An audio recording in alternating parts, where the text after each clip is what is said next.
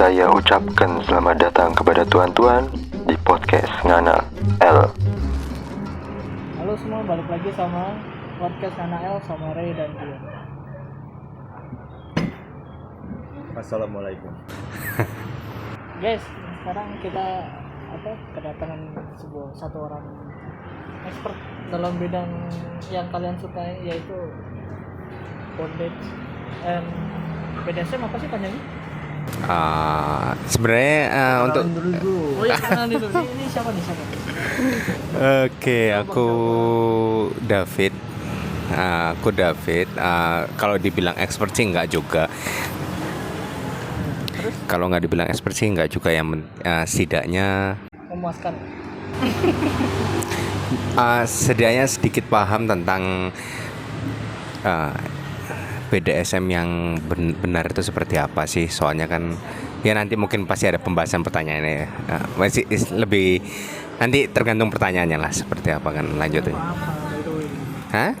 Oh, BDSM. BDSM B itu dari bondage. B bondage, DS itu bisa jadi disiplin, submission, terus SM itu bisa jadi submissive atau masochist. SM itu apa?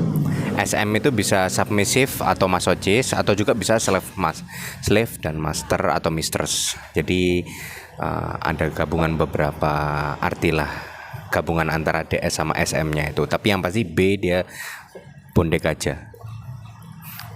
Sebelum jauh-jauh nih masuk ke pertanyaan, emang praktisnya penjual? Oh, Gimana? enggak. Kalau saya sendiri lebih suka di bagian B-nya bondage. Maksudnya bondage itu lebih ke kayak awamnya kayak mengikat lah orang itu. Saya dan bondage itu ada punya mengikat itu ada arti lain. Misalnya kayak ada dari Jepang kan ada shibari, kimbaku, itu ada artinya sendiri. Ada makna sendiri. Bahkan bondage dari Cina itu juga punya artnya sendiri. Jadi bondage itu seni mengikatnya itu punya art masing-masing lah. Kelihatan berbeda. Misalnya mungkin bondage di Cina itu mengikatnya di Cina itu lebih banyak uliran melingkar-lingkar di tangan, biasanya seperti itu. Kalau mungkin yang di Jepang mungkin kita banyak tahu lah, mungkin bagi yang mendengar, mungkin yang sering ngeliat bokep mungkin bakal tahu lah, itu kebanyakan seni mengikatnya dari Jepang yang biasa disebut shibari atau kimbaku. Setiap daerah beda-beda. Biasanya seperti itu. Cuma saya yang tahu sih yang lebih jelas sih antara Jepang sama Cina itu. Saya kurang tahu kalau misalnya daerah Eropa ada sempat saya baca tuh ada klaim mereka punya tipe bondage-nya sendiri, tapi saya masih kurang paham kalau itu. Soalnya selama ini saya cuma ngikutin based on my interest saja, istilahnya yang bagian dari Jepang dan Cina, karena ikatannya bagus lah bentuknya. Kaget tuh. Jadi seperti itu. Sukanya yang tidak berdaya gitu atau bukan tidak berdaya ya. tapi Gimana ya? Mungkin orang menganggap mungkin harus diluruskan dulu. BDSM selalu dianggap sebagai ketat sama dengan seks. Pastinya kan orang pasti mikirnya seperti itu, ketat akan dengan seks. Tapi sebenarnya tidak sepenuhnya orang yang melakukan BDSM itu ketat banget dalam melakukan dunia seks. Terkadang korban juga di bondage. iya ya, diikat juga ya. Ininya tidak ketat dengan sama seks. Bukan berarti saya BDSM itu selalu menjurus dengan seks, enggak juga. Tidak, itu sudah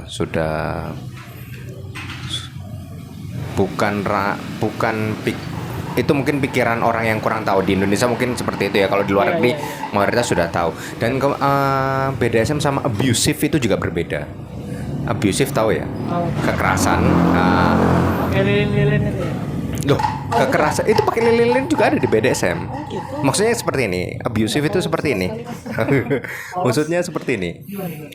BDSM itu kita memakai SSC, Safe, Sane, and Consent. Safe itu maksudnya aman, yang pasti diharuskan aman. Sane itu sadar. Maksudnya dalam melakukan itu kita harus tetap fully sadar. Consent itu antara pemainnya harus saling setuju lah. Misalnya saya dengan partner gitu kan ya, harus kita setuju. Terutama itu kita harus konsen itu maksudnya seperti ini. Kamu limitnya sampai mana, kamu maunya sampai apa, saya maunya seperti apa, dan itu harus sesuai kesepakatan dan jangan dilanggar. Saya seperti itu.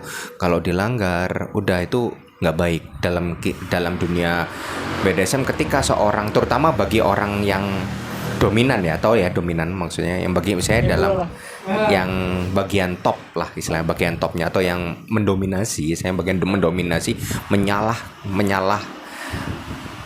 melewati batas kemampuan si submasifnya yang istilahnya gampangnya yang tidak berdayanya lah, istilahnya seperti itu. Budaknya ya menyalahi batas limitnya si submisifnya istilahnya seperti itu. Wah, itu kesalahan besar itu, bisa dibilang kita sudah tidak dalam komunitas ya, mayoritas di komunitas BDSM ya, komunitas ada banyak komunitas BDSM yang benar itu pasti mereka sudah istilahnya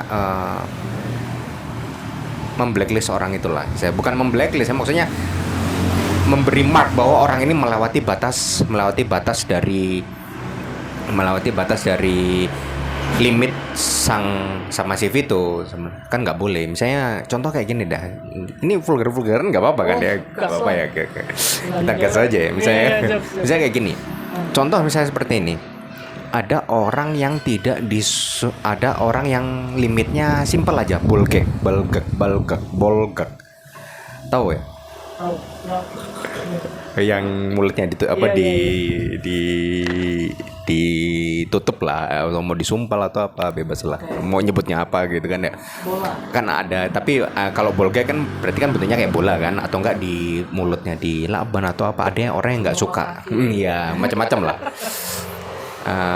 Ada orang yang nggak bisa digitukan, saya gitu kan, limitnya seperti itu. Ya udah, sang dominan jangan melakukan itu ke partnernya, misalnya semena-mena, misalnya kayak gini lah. Sudah diikat nih, katakanlah ya, sudah diikat, kan dia nggak bisa ngelawan kan, otomatis nggak bisa diikat. Terus akhirnya karena dominannya suka dengan permainan bolgek, sedangkan si submasifnya nggak bisa. Terus karena posisi merasa melihat dia nggak bisa ngelawan nih, langsung kita paksa buat untuk sampai melakukan bolgek. Nah, itu kesalahan itu, seperti itu. Jadi tetap dalam melakukan BDSM harus SSC itu lagi base-nya untuk melakukan di BDSM adalah SSC, Safe, Sane, and Consensual. Soalnya apa? Safe, kenapa ada safe? Karena BDSM itu berbahaya loh aslinya. Berbahaya. Contoh lah mengikat simple. Mungkin kayak ngikat itu bahaya. Maksudnya ada titik-titik yang dimana kita nggak boleh ngikat, nggak boleh kita seperti pergelangan tangan, pergelangan kaki, itu nggak boleh. Itu berbahaya. Lah diikat, no. Contoh kayak gini. Kalau kalian notice ya, kalau kalian notice, nggak usah lah kalian lihat. Mungkin kalian terbiasa ngeliat bokep lah, katakanlah ya, ngeliat bokep misalnya gitu kan. Kalau iya, kalau kalian ngeliat bokep Jepang yang diikat-ikat ya, mayoritas mereka, kenapa saya bilang mayoritas, nanti saya jelaskan. Mayoritas itu ngikatnya itu pasti tidak di titik-titik yang berbahaya. Contoh lah yang meskipun di pergelangan tangan, hampir nggak ada yang di pergelangan tangan. Kalau kalian notice, hampir nggak ada. Kalaupun ada yang di pergelangan tangan, nah ini aku bilang yang minoritas tadi ya, maksudnya ada di pergelangan tangan, itu ada simpul yang dimana tidak yang longgar, ya bisa seperti itu, longgar, dan ketika mau dilepas tinggal ditariknya itu gampang dilepas. Nah, seninya di bondage yang saya sukain ya, seninya di dunia mengikat istilahnya, kelihatannya ikatannya itu rumit gitu ya, kelihatannya ikatannya rumit terus susah dilepas. Tapi kalau melakukan bondek yang benar, sudah melakukan yang benar seninya, nanti pasti untuk ngelepasnya itu gampang. Jadi